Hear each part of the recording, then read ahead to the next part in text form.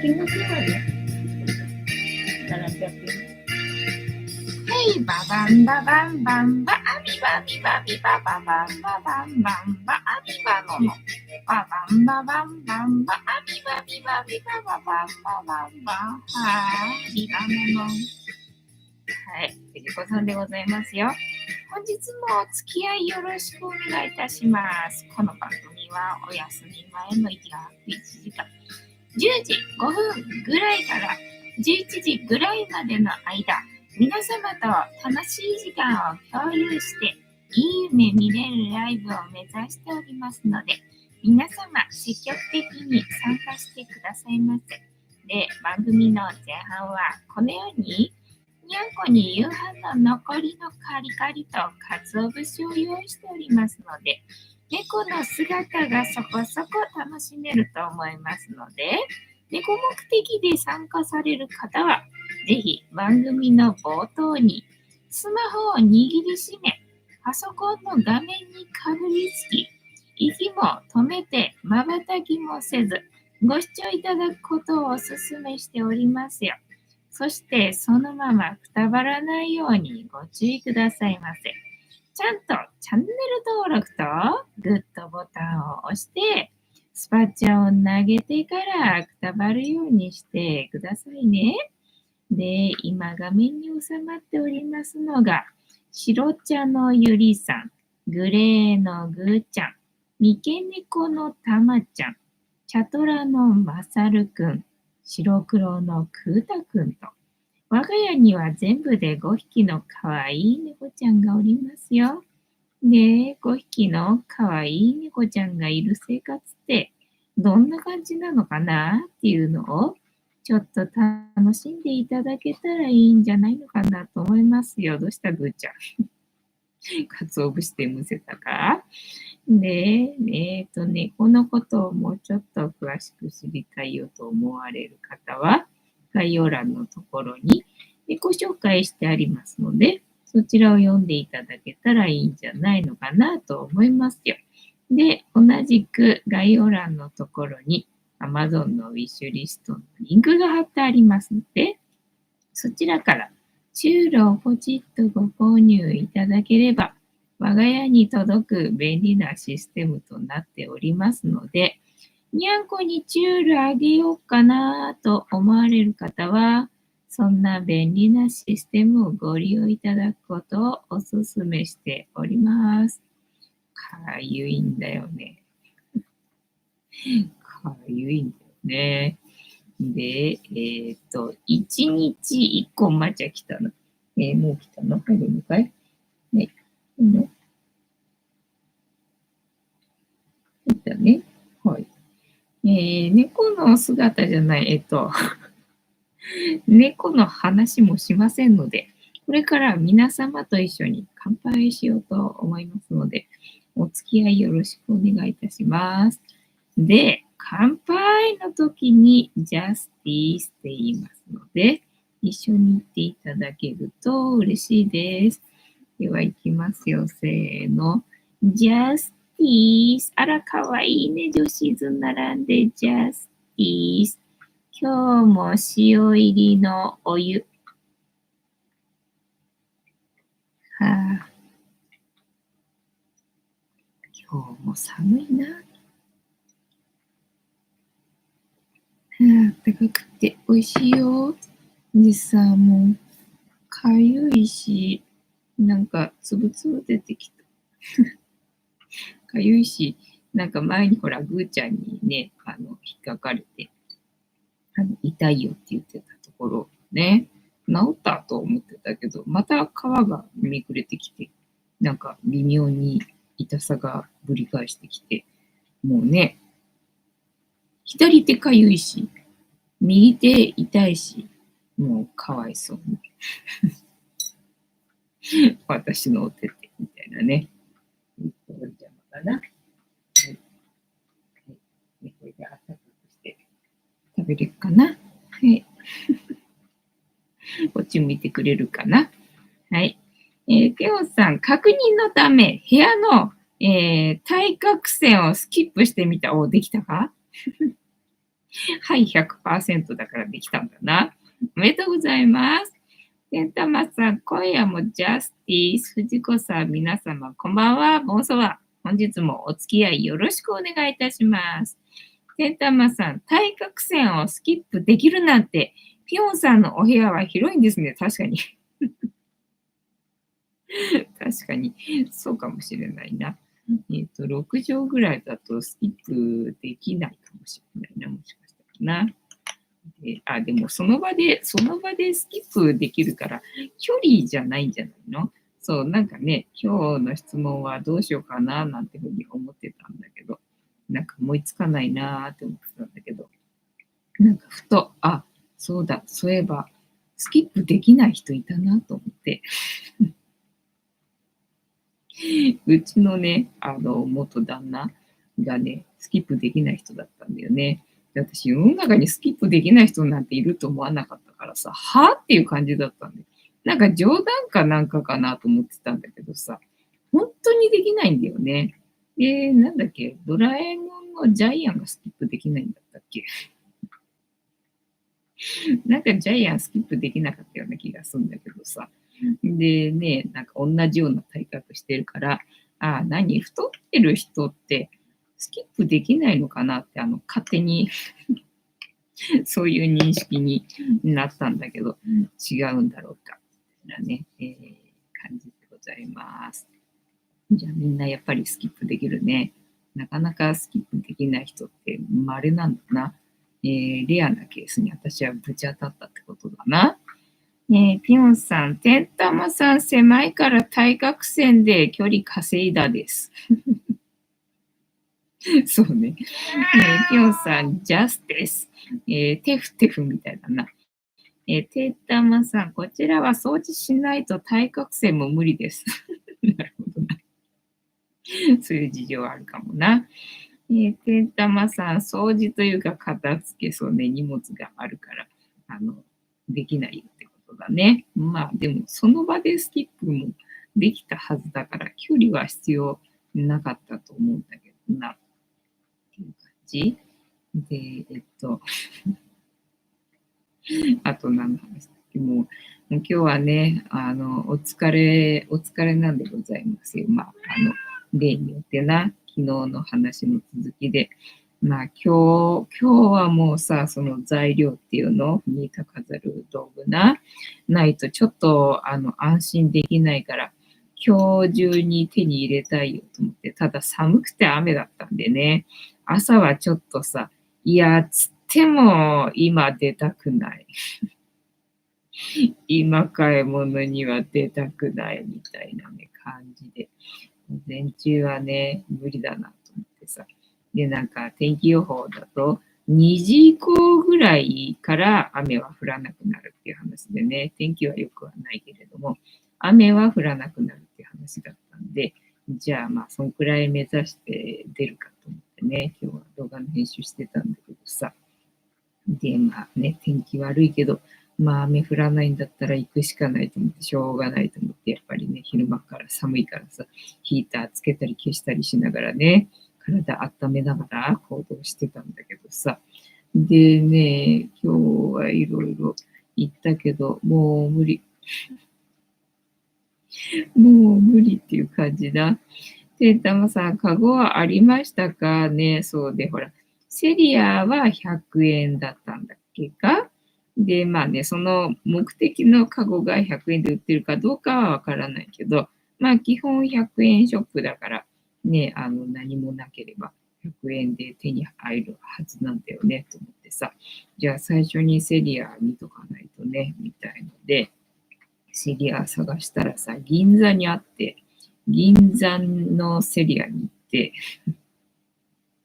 銀座のセリアに行ってね、初めてなのかな、わかんないけど、多分行ったことない気がするんで、初めてだと思うんだけどさ、セリア行って、でね、まあ、多少それっぽい感じのものも、まあ、なくはないんだけど、やっぱり四角だよね。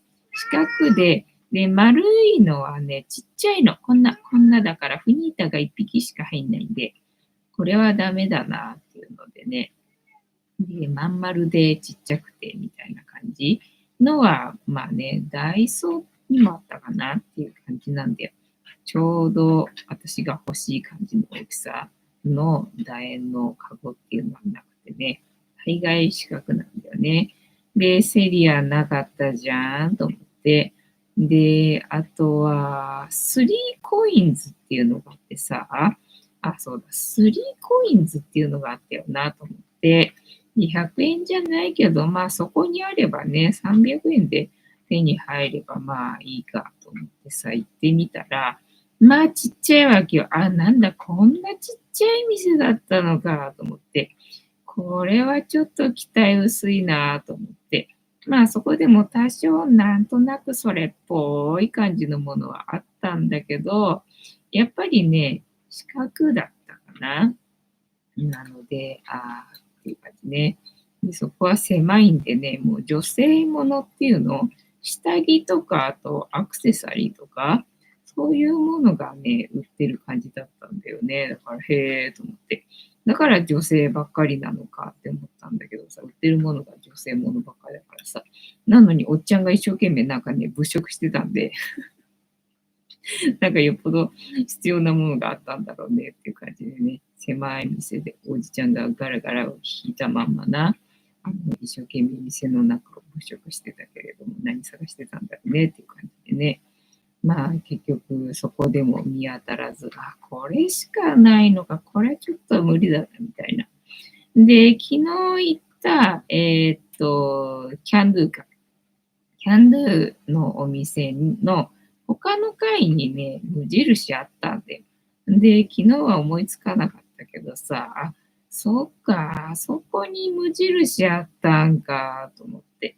で、今日も行ってさ、で、昨日はキャンドゥでなかったなっていうことは分かってるんで、キャンドゥは行かずに、その無印に行ってね、やっぱりね、無印はね、まあ広いからさ、フロア広いからさ、品揃え的には十分あるよねっていう感じ。で、まあ、カゴ類もいろいろと種類は揃ってはいたんだけど、私が欲してるものはなくって、で、一覧みたいなね、そのカゴシリーズの一覧みたいなのが貼られてたんで、これが全種類かと思ってみたらね、なかったんだよね、私が求めてるものは。なんか深めなんで、深めのバケツみたいなやつとか、なんかあとはやっぱり四角でなんか蓋付きとか、なんかそんな感じなんで、私が求めてるやつではなくて、で、その一覧を見るとさ、なんかシクラメンカバーみたいなこと書いてあるわけ。で、これって全部シクラメンのね、鉢カバーなのかいとかって思って、だからかなと思ってね、どっかの100均の売り場、今日のセリアだったかな。セリアで、そのカゴっぽいのがある場所が園芸のコーナーだったんだよね。で、なんでここなんだろうなって思ったんだけど、もしかしてカゴって園芸用品なのかいって思ってさ、こんなに種類があるのにさ、シクラメンカバーってことはさ、そんなに世の中の人シクラメン育ててるんだと思ってちょっと衝撃だった。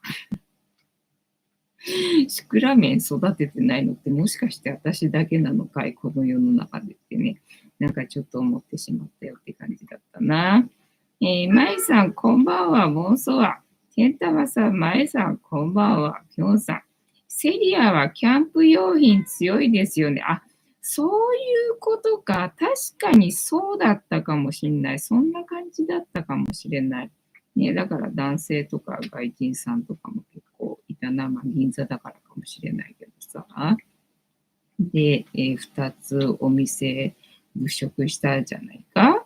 で、ね、2つだけ、セリア行って、スリーコインズ行って、で、無印行ったんだ。でなくて、無印でこんだけ種類あってないんだから、もうあとは期待薄いよなって思いつつ、うちの方のさ、ホームセンターがね、あるから、そこも一応寄るかと思って、で、そこも寄ったんだよね。寄ったんだけどもね、まあ、なかったね。ホームセンターなんてね、やっぱり他の今まで見たのとは品揃え違うっていうのかな。本気のゴミ箱な。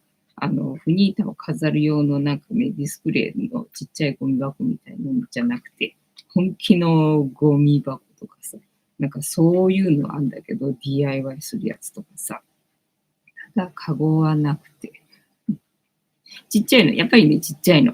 フニータ1匹しか入んないぐらいの。ちっちゃいのは売ってたんだけど、400円ぐらいでさ。でもこれじゃダメだもんなと思って、もうちょっと大きいのはないんだよなって思ってね。でもう疲れちゃって、さすがにもうこれ以上は無理だなと思って、あとはカインズないかなと思ってさ、カインズ検索したら、どうやらさ、新宿にカインズがさ、あるっぽいので、もうこれは最後の頼みの綱で、カインズに行くしかないかと思って、新宿に行くしかないかと思ったけど、今日はもう疲れちゃって無理と思って、これ以上はさすがに無理と思ってね。もう明日行くかと思ったんだよね。で、さっきさ、ネットで、楕円の、カゴだったかな。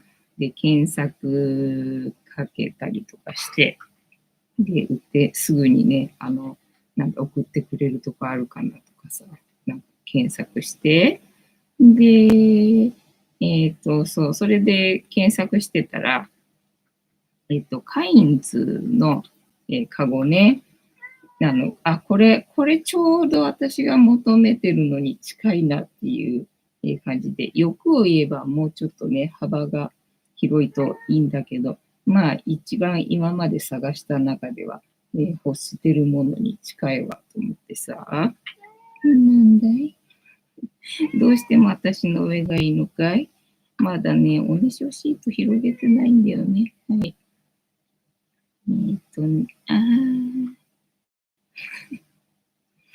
はい。大丈夫だったかな。で、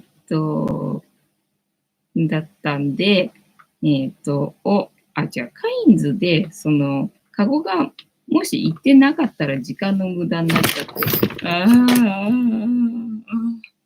もう、タロットカードを散らかしまくってくれて、ありがとうございます。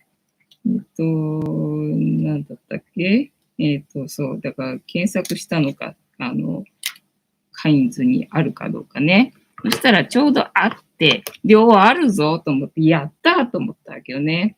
やったーと思ったらさ、震度4ありましたね、今ね。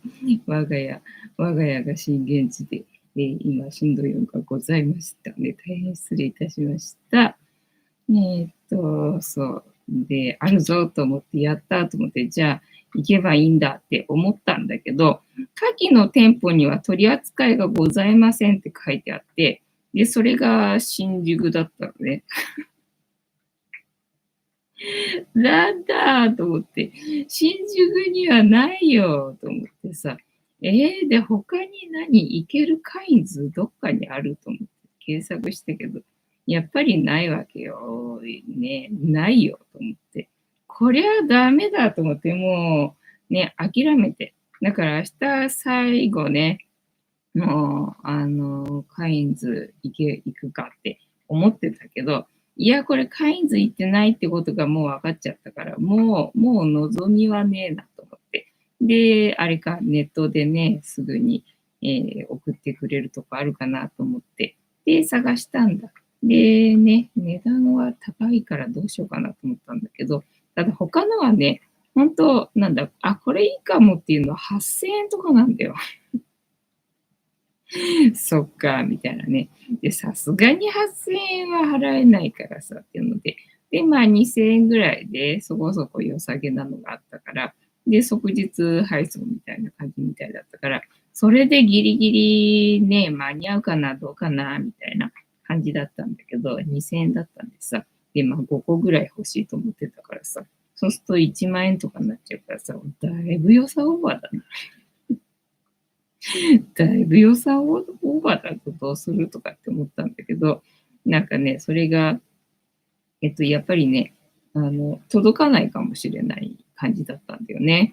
だからね、あんまり気に入ってもなければ、サイズ的にもちょっと微妙な、上にな、間に合わないんじゃどうしようもないよなって思ったんで、もうそれ買うのやめたんでね、もうディスプレイの方法、別の方法を考えるしかないので、もうどうしよう、時間ないのにもうこれ以上考えつかないみたいなところでね、今泣きそうな状態でございますよ。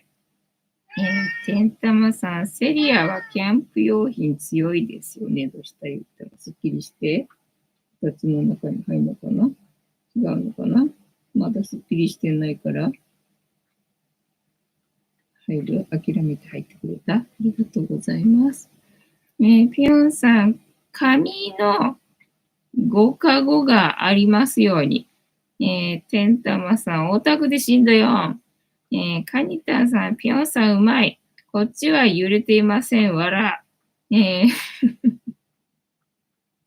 うちが震源地だからな。てったばさん、手芸用品店に売ってるかも。確かにな。湯沢屋に、なんかそういえばね、そんなのがあったかな。どうだったかな。ね。で、そう、その、無印にいたお店、建物の中に、他の階だったかなに、生活雑貨みたいのがあったんだよね。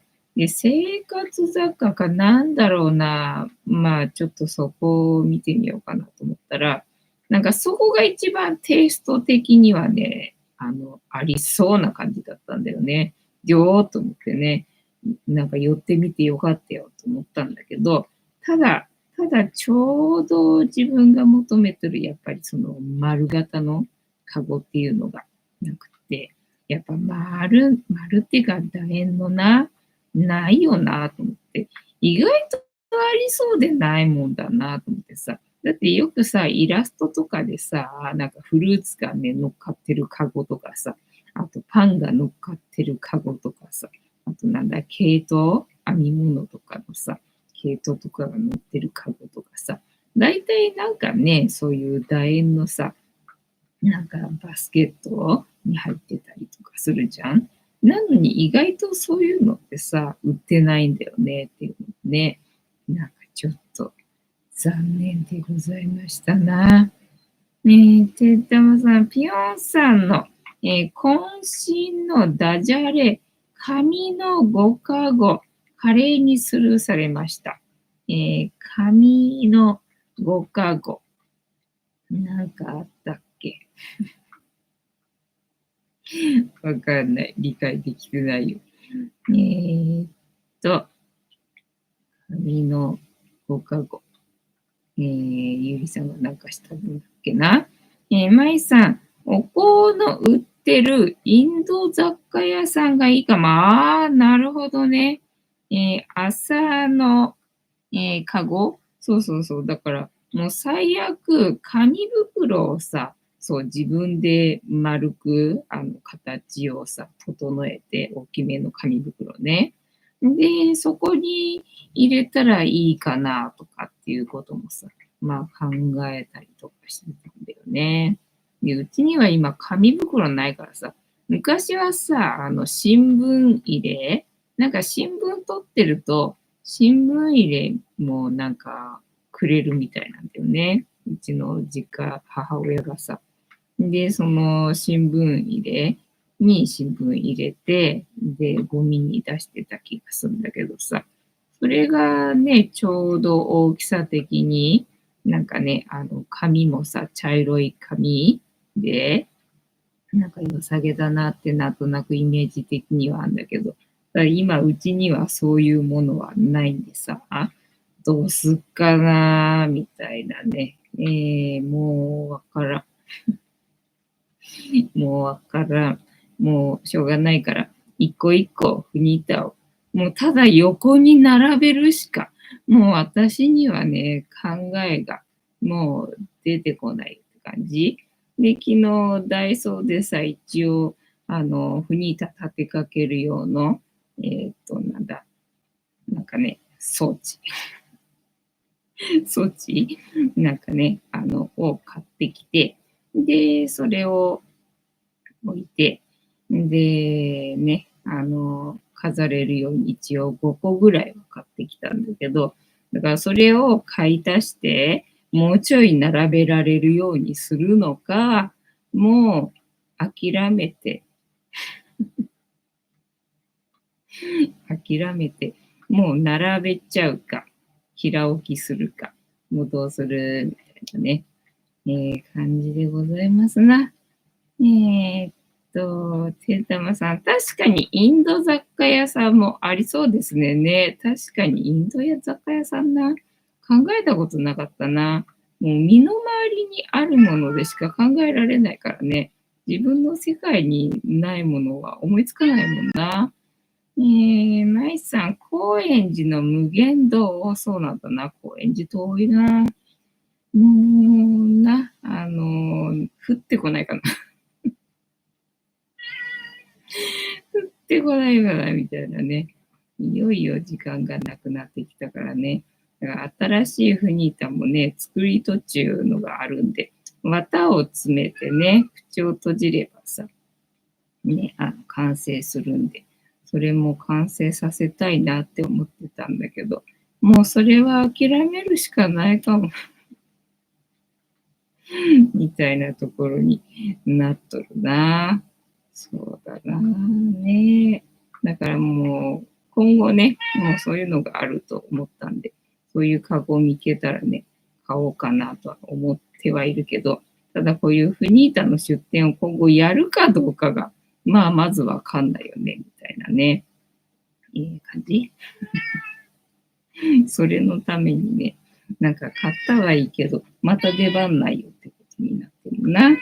どうしたのかな、ゆりかんはどうしてもここでおしっこがしたいのかなね。はい。いい子にして、いい子だけどな。いい子だけどね、ゆりかんは。十分いい子ですよ。はい。で、あとは何の話？そうね。だから今日は、頑張ってお買い物に行きました。見当たりませんでしたっていう話か。そうで、ホームセンターね。ホームセンターさ、行った隣っていうのかな、近くのスーパーで焼き芋売ってんだよね。で、そうだ、焼き芋売ってたんだ、ここ、と思ってね。焼き芋久々だと思って、これは買わなきゃダメだと思って。で、そこ T ポイントが使えるわけよね。で私 T ポイント何に使っていいのかわかんないけど、とりあえず貯めてる T ポイントがあるから。そうだ、T ポイントあるぞ。これは買えると思って。T ポイントで買えるぞと思って。焼き芋買ってね、今日はもう無理だと思って焼き芋買って、うちに帰ってきて、焼き芋をまずね、食べましたっていう、焼き芋のご報告でございました。カニタンさん、出店をしながら、綿を詰めるとか、なるほどね。なんかね、そういうのできないんだよね。最初にやっぱりね、出店した時に、なんかね、手持ち無沙汰なのか、結構みんなさ、出店しながらなんか作品作ってたりとかするじゃんか。で、そういうもんなのかと思って。で、道具持ってってね、なんか一応できるようにはしたけど、結局ね、やってる余裕がないというかね、心の余裕がないというか、気持ちの余裕がないっていうか、やっぱりね、作品作ってる時は作品作ってる時でね、そっちに集中しないと全然なんかね、楽しくないんだよね。だから、ダメだなと思って、私これやりながら作るってできない人だなっていうのがね、分かったんで。で、荷物も多くなるしね、なんか結局いらない荷物がすごく増えるんで、これはダメだと思ってね、やめたよ。てんたまさん、たい焼き屋さんが、店頭であんこを詰めるように、確かに。まあ、たい焼き屋さんはそこで詰めてくれないとね、あの、作品を食べることもできないのでね、詰めてくださいっていう感じよね。カニタンさん、そうそう、ね、なんかそういう、なんだっけ、アクセサリ作家さんのようにはね、いかないんだよね。綿なんで、綿なんでな、かなりのスペース取るんでね、狭いスペースでそういう作業はできねえよっていう感じ。なんかワークショップのスペースもあるらしくてね。だからワークショップ出店だったら、まあそういうこともできるのかもしれないけどな。狭いスペースでちょっと、でかい綿を持って作業はちょっと難しいよっていうね、感じでございますな。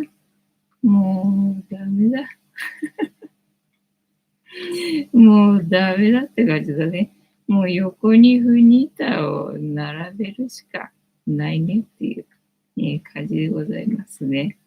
じゃあ、タロットカード拾ったから、タロットカードタイムで、ね、行きましょうか。ちゃんと、抜きかも。はい。もうぐっちゃぐちゃに、ひっちゃかめっちゃかに、散らかしてくれたからさ。本日もタロットカードタイムでございますので、78枚の中から1枚引きまして、今の私たちに必要なメッセージいただこうと思います。で、このシャッフルは皆様のストップの掛け声で止まりますので、ご協力よろしくお願いいたします。4さん、さつまいもは天ぷらが好き。けんたまさん、もうダメだ。もうダメだね。もうダメだ。てんたまさん、さつまいもの天ぷら食べたいですね。まいさん、お願いします。はい、お願いされました。あとは、なんだったっけな。焼き芋食べたでしょ。で、今日は、結局昨日ね、ヘンテゴリンサンド作ってさ、で、まあ今日のお昼ご飯用に取っといてさ、みたいな感じだったんだけど、で、朝はね、コーヒーのお供にジャム塗ったパンでも食べようと思ってたんだけど、別に私、朝甘いものが食べたいっていうわけではないんだなっていう感じだったね。まあコーヒーは飲みたいんだけれども、とりあえず。で、コーヒーのお供に甘いものが欲しいわけじゃなくて、ただなんか食べたいだけなんだな、みたいな感じだったんで。で、今日は結局さ、ね、朝はジャムパン食べようと思ってたのにさ、なんか昨日作ったヘンテコリンサンドの方が全然食べたかったんだよね。で、そうかと思って、じゃあいいやと思ってさ、朝から昨日作ったヘンテコリンサンドをね、食べて、で、その後結局ジャムパンも食べよう。食べるんかいみたいな感じだったんだけどさ、結局その後ジャムパンも食べて、で寒かったからね。で、今日は昨日作ったんだったっけ。またな、白菜、干し野菜の白菜と、の味噌汁か、冷凍してあった卵の、スープ作って、味噌汁作って、食べました。納豆入れて食べました。まいさん、ナッツがおすすめですよ。朝ごはんはナッツっていうこと？プラダを着た悪魔だったっけ、それって。まいさん、ヘンテゴリンサンド、そうなんですよ。ヘンテゴリンサンドにハマっててな。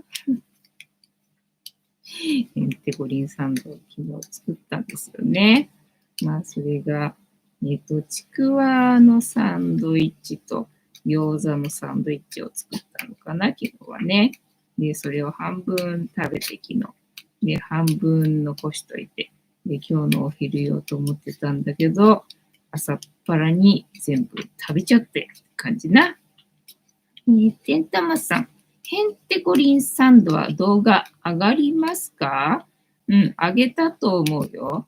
今日と明日で上がる予定だったかな。私がしくってなければ、設定しくってなければ上がってるはずだけどっていう感じな。まあ、時々やらかすからな。その辺が社会不適合者っぽいよね、みたいな感じのね、残念なところでございますよ。で、あと何だったっけ。まいさん、マヨネーズつけたやつですか？そうそうそう、マヨネーズつけてね。マヨネーズつけて、しそ乗せて、で、ちくわを半分に切ったのを並べて、で、それでサンドイッチ作って、美味しかったけどね。喉乾いて。そりゃそうだよな、と思って。いや、でも今ほら、量減ってるからね、ステルス値上げでさ、量減ってるからさ、前はちくわってさ、なんかね、5、6本入ってたと思うんだけど、1袋にさ、今3本なんでな。だから、3本なんで、それを半分に切って6本で、ちょうどね、パンのサイズにぴったりサイズだったんだよね。だから全部使っちゃったよって感じなんだけどさ。まあ、それ全部食べたんで、まあ、喉、そりゃ乾くよね。そりゃ乾くよねって感じだったけど、まあ、でもうまかったなって感じね。で、ちくわと餃子と作ったけど、なんか餃子よりもちくわの方のが美味しかったな。天玉さん。ポンテデリアストップ。ポンテで合ってる？ポンテデリアってなんだろうな。ポンテデリアストップありがとうございます。では、天玉さんからストップの掛け声いただきましたので、ここから6枚置きまして、7枚目のカード、今の私たちに必要なメッセージいただこうと思います。では、いきますよ。せーの。1、2、3、4、5、6、で、7枚目のカード、本日はこちらでございます。せーの。じゃじゃーん。お、なんだ、昨日がソードの2だったっけ？ソードの1が出た感じね、続いてるカードっていうことになるのかな？よいしょっと。ね、結局カリカリは残すんだな。鰹節だけ食べてな。昨日も残ってたもんね。ただまあ夜中ね、ずっと置いていけば、朝はいつの間にかね、なくなってんだけど、まあ多分、むーちゃんが食べてんのかなって感じだけどね。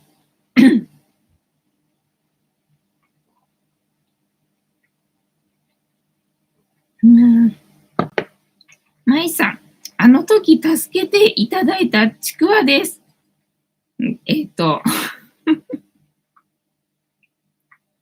そうか。てんたまさん、植物ですね。ポンテデリアっていう植物があるのか。詳しいな。植物は全然詳しくないよ。食べれないものはますます詳しくないよ。ワンドのエース。ワンドの、エース。ワンドエース、ドドン。最近正位置が続いてますね。今日も正位置でございますな。ワンドエース絵柄の意味、世界観。雲から伸びた手が生命力あふれる棒をぐっと握っています。前へ進むためのエネルギーは手に入れました。目指すべきゴールへ向かって力強く歩き始めましょう。あなたが情熱を、捧げるゴールとはどのようなものですか？例えばさ、段ボール箱がいっぱいあるからさ、それを輪っかにして、で、箱の中にさ、収めて、で、ふに並べてみたんだけど、やっぱり丸いとね、まばらになるっていうか、整列しないでね、可愛らしく入るんで、やっぱり丸いとそうなるんだなっていうことが分かったよ。はい。テーマ、元気な始まり。ワンドのエース。エースはワンドの物語の始まりであり、根源。最も純粋で強い情熱や何かを始めるエネルギーを意味します。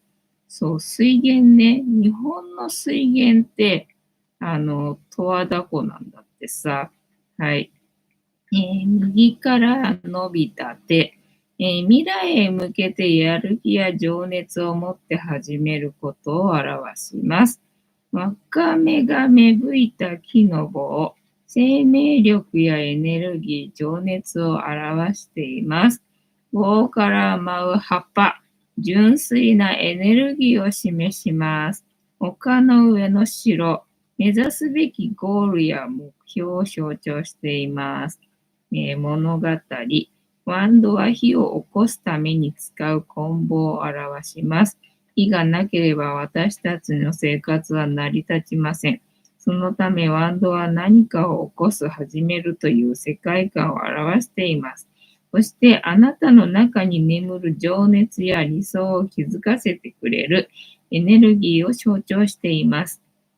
エースはワンドの物語のスタートを意味しています。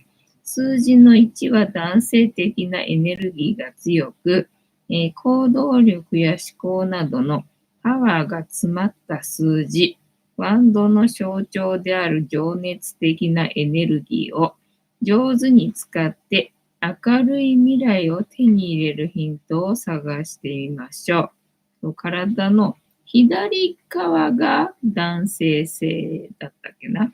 で、右側が女性性だったっけな。逆だったっけな。逆だったけど、間違えちゃったかな。はい、すみません。失礼しました。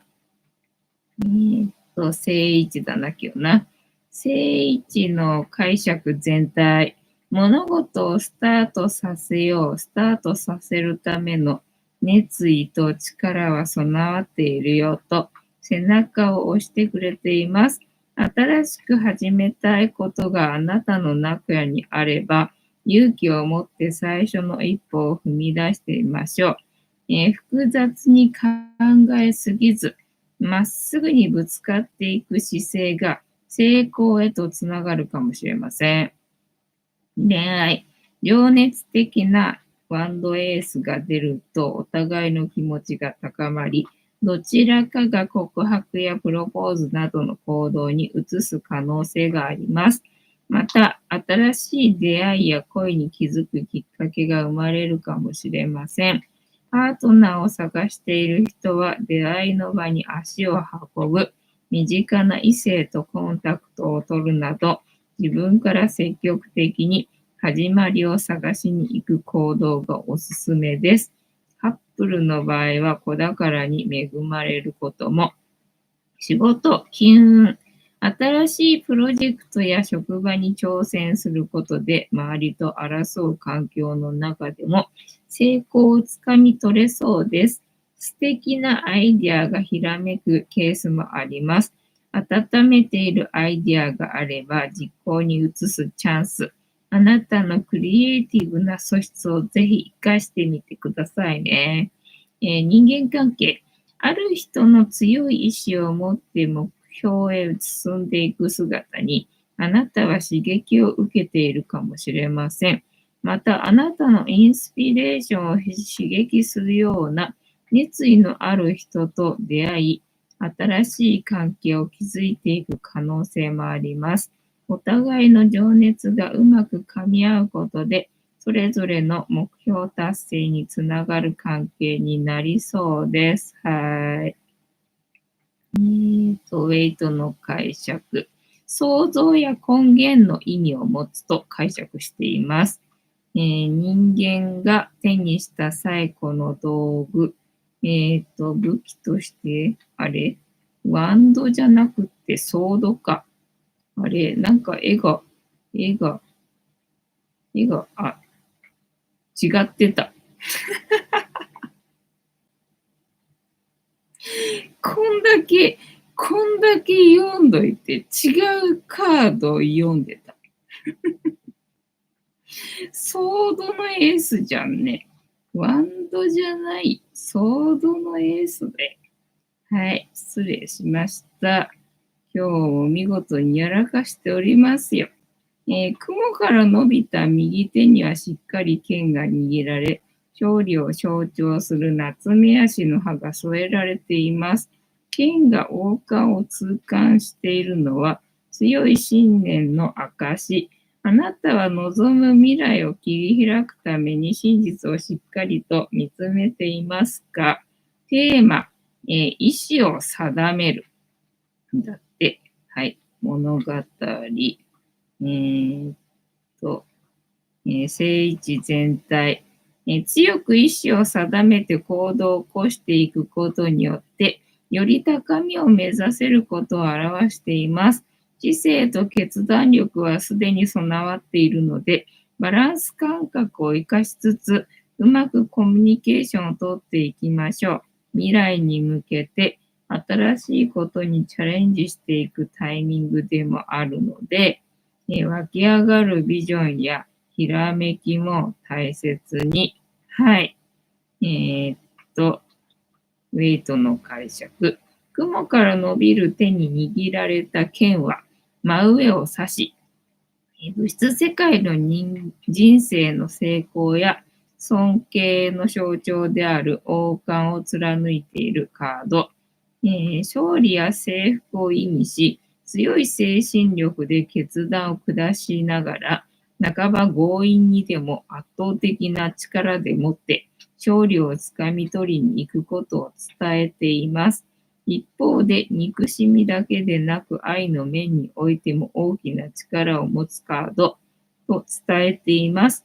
未来を切り開く道具としての剣は一時的な感情の痛みを伴うものの、真実に目を向けることによってギフトも得られるという、さらに次元の高い意味も含んでいるようです。それだけ力により一時的には勝利するものの、逆位置では混乱や自暴自棄な行為から、望まない悲劇的な結果を呼び込むことにもつながってしまう。あれ、なんで逆位置だけあって正位置の、話はないんだ？わかんないけど、何のカードだって、成功や尊敬の、カード。愛の面においても大きな力を持つカード。わかんない。もう、ダメだ、こりゃ。はい。今日のカードは、こんなカードでした。なんだろう、山が見えるね。海もあるね。ね。で、まあ、なんだ、空中から出てきてるから、祝福みたいなね、カードなんで、まあ多分いいカードなんじゃないでしょうかね。はい。楽しんでいただけてたら幸いでございます。テータマさん、植物、ピョンさん。ポンテデリアってヒヤシンス、なんか犬の名前だみたいだよね、ポンテデリアってね。テンタマさん、ウォーターヒヤシンスですね。ヒヤシンスってまたいろんな種類があるんだな。ピョンさん、テンタマさん、水生植物なので、ビオトープに使えます。道理で解説がへんてこりんだなと。そうだったのね。全く気づかず、全く気づかず読み続けてたな。さすがに頭どうにかなってんな。使いすぎて、頭使いすぎて、どうにかなってんな。ね。あ、そうか、ヒヤシンスか、シクラメンじゃないな。またシクラメンネタかと思ってさ、どうしてそんなに世の中の人はシクラメンを育ててるんだってまた思っちゃったんだけど、違うのね、ヒヤシンスだったね。なんだったっけな、なんか思い出した気がしたけど、忘れたな。忘れたぞ、何があったかな。あ、農協一応行っただ、帰りにね。今日は朝雨降ってたし寒いしさ、もういいやと思って農協も行かずね、うちにこもって動画の編集してたけどさ、帰りな、もうダメだと思ってうちに帰ってきた時に、一応ついでに農協を寄ってさ、まだ営業時間内だったからさ、見たけど、まあね、夕方だったからかもしれないけどさ、菊芋しかなかったね、今日はね。菊芋しかないね。あとはシクラメンな。菊芋とシクラメンしかなかったよっていう感じなのでね。買ってこなかったよ。なんもなっていうね、感じだったな。なんだったかな、なんかあったかな、今日はな。と、なんだったかな。サンドイッチ食べて、ジャムパン食べて、で、あと何があったっけな。買い物行って、で、何があったかな。なんもねえな。てったまさん、ちくわサラダ見ました。しその葉がポイントですね、そう。ね、しそのおかげで美味しくて、止まんねえ、止まんねえな、みたいなね。また美味しいもの作っちゃったんだっていうね、感じでございましたね。と、買い物で、どこ行ったんだったっけ？セリア、銀座のセリアに行って、で、スリーコインズに行って、で、無印行って、で、生活雑貨のお店行って、で、ホームセンターに行って、焼き芋買って、T ポイント使って、いや、思い出せない。何喋ろうとしたのか。全然思い出せない。ねえ、ぴょんさん、みんな疲れてますね。私も五十肩が痛くて、動けない、眠れない。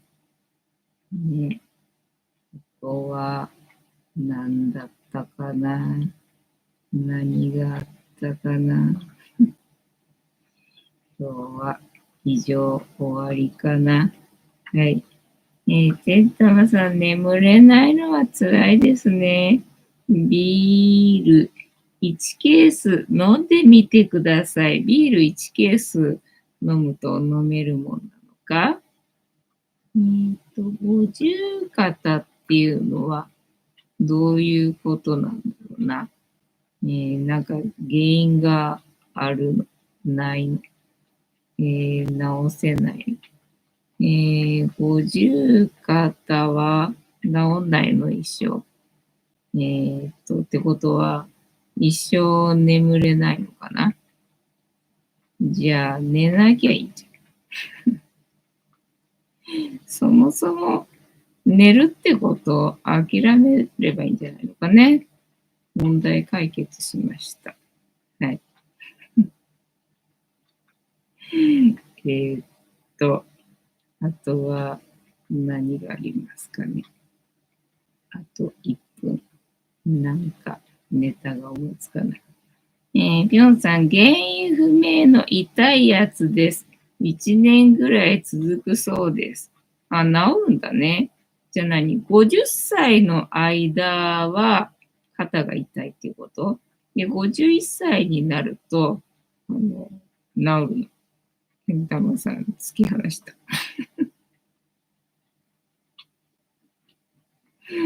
だから体の声を聞いてみようと思ったわけ。体の声を聞いてみようと思ったんだけど。まあね、不調っていうのかな、不具合っていうのかな。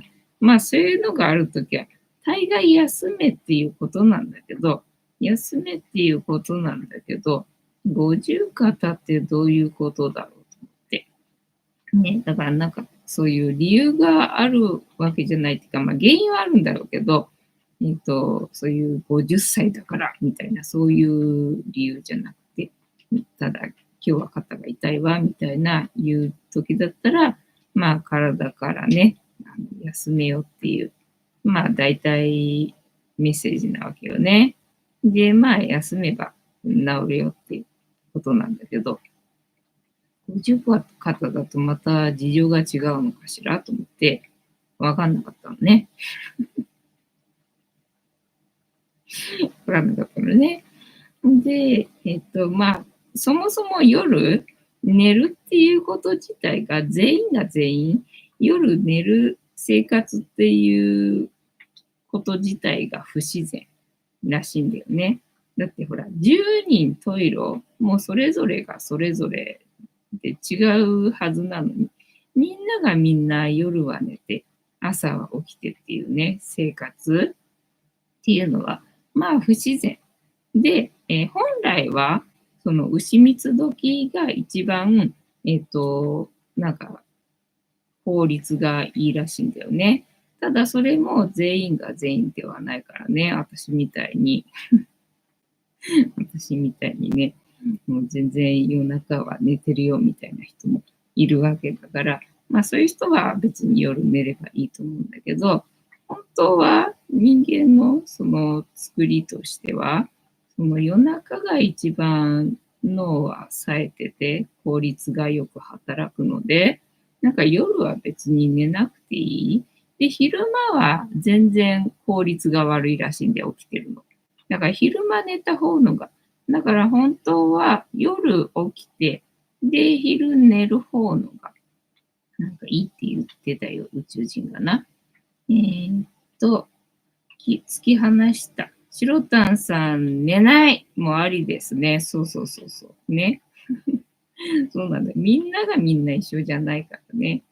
てんたまさん、ビールといえば、明日は高松に初めて、丸 F 酒場が来るので、楽しみ。なんだそれ。知らないぞ。丸は、不正字なのかな。不正字で F 酒場かな。いやらしいな。というわけで、本日も竹縄ではございますが、いいお時間になってまいりましたので、そろそろお開きにさせていただきまして、調子が良ければ、毎日のようにやっておりますので、11時頃まで、毎日のようにやっておりますので、お時間合うときはお付き合いいただけると嬉しいです。で、私の人生の目的は、私の笑顔で私とみんなを幸せにすることですので、チャンネル登録がまだの方は、チャンネル登録とグッドボタンを押して、スパチャを投げといていただければ、私が笑顔になりますので、ナイスパありがとうございます。シロタンさん頑張ってくだされ。私は頑張らない主義なので、スパチャありがとうだけど頑張りません。ちゅうわけで、本日もお付き合いありがとうございました。次回も見てくれるかな？はーい、いいとも。じゃんけんぽい。はい。ではでは、いい夢見てね。おやすみなさい。バイなら。